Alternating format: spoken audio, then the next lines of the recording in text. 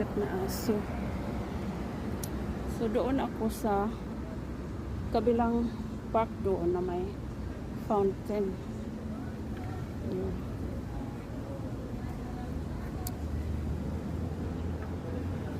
So now serving Sunday brunch 11 a.m. Okay. Ano kaya ang nasa likuran ko ay mayroon ding daanan pala doon. Mag-shortcut tayo. Mayroon doon. Pero pareho lang naman din. Mag-shortcut o dito sa mga street dito. Doon pa rin lulusot sa main street. Okay na rin yung sinusuyod-suyod natin kasi may matutuklasan tayo guys. Yun. So wag sanang mag-change ang walk sign dyan kasi ako ay ready nang tumawid. So ito na nga ay nakatawid na nga guys. Salamat na ako ay nakatawid rin. Ayan yung nagpapalakad siya sa kanyang maliit na aso. Mukhang adult na yung aso na yan, pero sa ano lang, sa breed ng aso ay maliit siya. Ayun. So yun lang guys. Aking mga bayan. Aking mga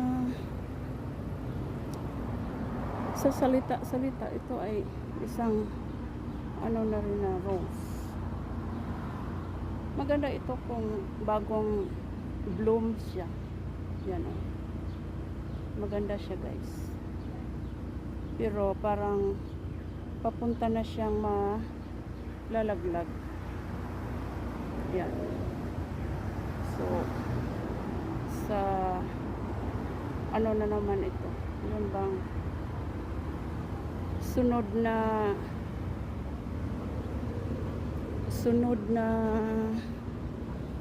ano ba yan? Ano ba yung time sa kanilang pag-sprout?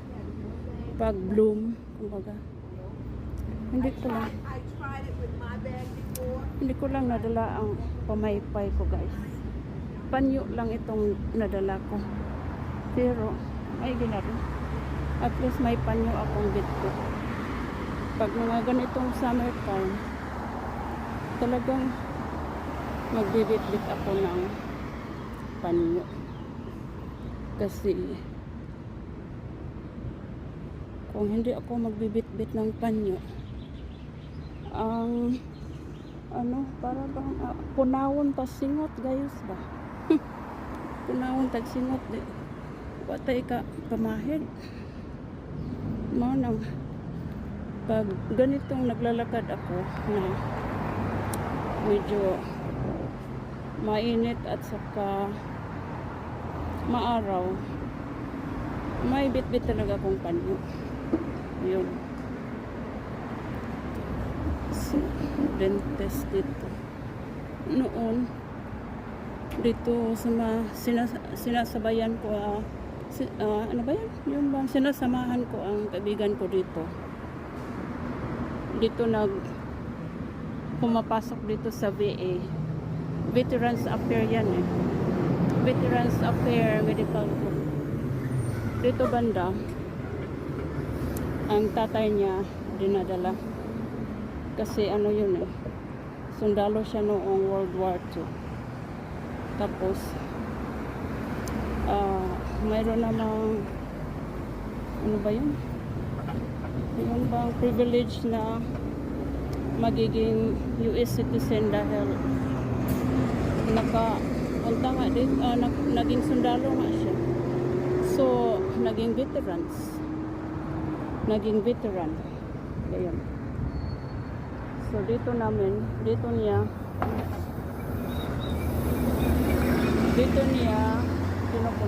pinapapunta.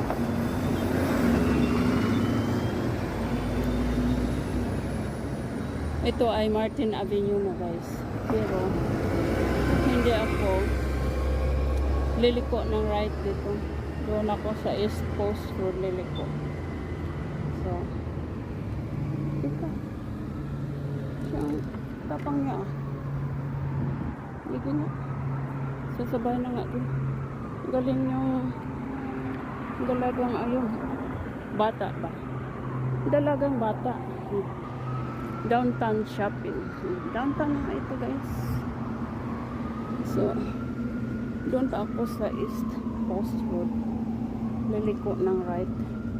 Kasi, ang unang pakay ko ay nandoon din naman. Yun. So, kaya, dito naman ang ano natin. Ang ating kukunan ang mga bulaklak dito. Ang mga halaman nila dito. Dito naman ang Hourglass Women's Wellness. Dito ang i-exercise ang mga women. May kickboxing, may hot yoga, may ano ba ang ibang sauna, zumba. Kung gusto niyong pumunta rito guys, ang una niyong gagawin, kuha mo na ng visa. Tapos, pag mayroon na kayong visa, lilipad kayo dito sa Amerika. Pagkatapos, gusto niyong mag-sauna, mayroong sauna dito. Ayun.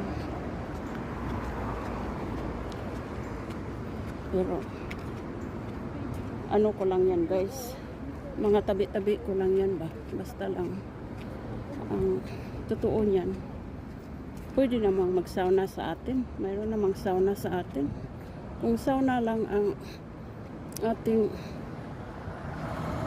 kung sauna lang ang ating pakay, mayroon na rin tayo sa atin. Ingay ah. Mayroon naman din tayo sa atin eh. Hindi naman sa ganong ang mga mayroon sila dito sa Amerika, wala pa sa atin. Mayroon na rin ah.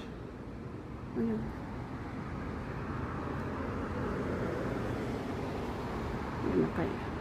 Basig mabunggo ko sa malaking puno na to. Mabunggo.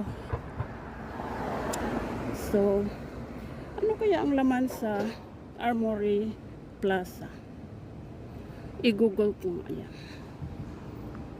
Hindi naman sa pagdating ko, pero someday, i-google ko yan. Ayan yung Westchester 1 Wells Tower. Basta, ang nakalagay dyan ay New York Life. Yun. Ang oras na ba guys? Okay. So, ito. Nandito na ako sa bandang East Post Road at saka ang ingay mo truck na ako'y nagbablog. Alam ba niya? Alam ba niya ang ako'y nagbablog? So, dito naman yung arrow dyan. Tingnan natin guys. Ayan o. Now leasing. Kung doon naman ako doon, yan, kikita ba? Doon ako, South Broadway. Ayan naman ang East Coast Road. Ang babaybayan ko ay dito. Dito ako sa East Coast Road. Ayan. Parang hindi man ako lumiko. Kasi hindi man talagang sharp turn or sharp corner